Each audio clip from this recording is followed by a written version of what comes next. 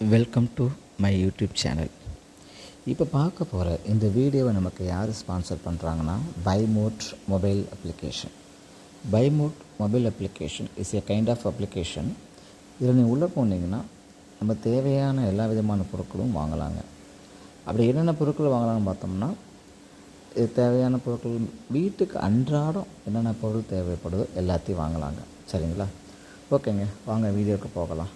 இன்றைக்கி நம்ம எதை பற்றி பார்க்க போகிறோன்னா, உடலுக்கு மிகவும் பயன் கொடுக்கக்கூடிய ஒரு அற்புதமான பொருள் தான் பார்க்க போகிறோம். அதாங்க வேர்க்கடலை. வேர்க்கடலைன்னு சொன்னாவே நம்மளை அறியாமலே பலவிதமான விஷயங்கள் ஞாபகத்துக்கு வரும். இதில் முக்கியமாக பச்சையாக வேர்க்கடலை சாப்பிட்டு பார்த்துருக்கீங்களா? அதுவும் காலையில் வெறும் வயிற்றில் ஊற வச்ச வேர்க்கடலை சாப்பிட்றதுனால அன்றைய நாளுக்கான ஒட்டுமொத்த எல்லா எனர்ஜியுமே அதில் கிடைக்குதுங்க. இதில் பல்வேறு விதமான ஆரோக்கியம் இருக்குது நம்மளுக்கு. இது ஃபஸ்ட்டு ஒரு உணவுப் பொருள். இது நல்லா சாப்பிடலாம். அப்புறம் முக்கியமாக ஹார்ட் பேஷண்ட், இதய நோய் இருக்குது பார்த்திங்களா, அவங்க கண்டிப்பாக இதை சாப்பிடக்கூடாதுங்க. ஏன்னா இதில் அதிகப்படியான கொலஸ்ட்ரால் இருக்கிறதுனால அந்த ஹார்ட் பேஷண்ட்ஸ் மட்டும் இதை சாப்பிடக்கூடாது. சரியா? அதுவும் மொத்தமாக அவங்க அவாய்ட் பண்ண வேண்டிய அவசியம் கிடையாதுங்க.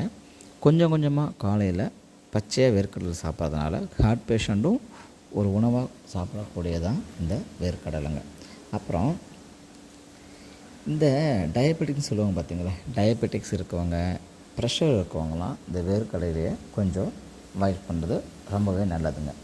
இதில் பலவிதமான நன்மைகள் இருந்தாலும் முக்கியமாக பார்த்தோம்னா நரம்பு பாதுகாக்குது, இதய நோயை தடுக்குது, அப்புறம் ரத்த அழுத்த கொலஸ்ட்ரால் கட்டுப்படுத்துது. இதில் தாமிரம் துத்தநாகம் இருக்கிறதுனால நம்ம கொழுப்பு இருக்குது பார்த்திங்களா, இந்த கொழுப்பை அழகாக குறைக்குதுங்க.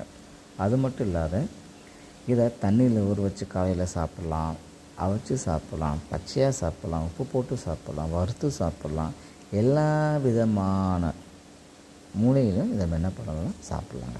அடுத்தது இதில் என்னென்ன இருக்குது பார்த்திங்கன்னா, புரதம், பாஸ்பரஸ், தயாமின், நயாசின் ஆகிய சத்துக்கள் இருக்கிறதுனால மருத்துவம் குணம் கொண்ட ஒரு பொருளாக இருக்குங்க. இதில் எண்ணெய் சத்து அதிகமாக இருக்கிறதுனால ஜீரணம் ஆகக்கூடிய விஷயங்களும் பண்ணாமல் இருக்குங்க. அப்புறமா பார்த்தோம்னா நம்மளுக்கு கெட்ட கொழுப்பு நீக்கக்கூடிய விஷயங்கள் இந்த நிலக்கடலை இருக்குங்க. ஸோ இதில் முக்கியமாக பார்த்திங்கன்னா மலட்டுத்தன்மையை உருவாக்குற விஷயத்தை இது கட்டுப்படுத்துதுங்க. அது மட்டும் இல்லாமல் டெய்லியும் 330 கிராம் 400 கிராம் சாப்பிட்றதுனால உடம்பு ஆரோக்கியமாக வச்சுக்கிறதுங்க. நிலக்கடலை முக்கியம்.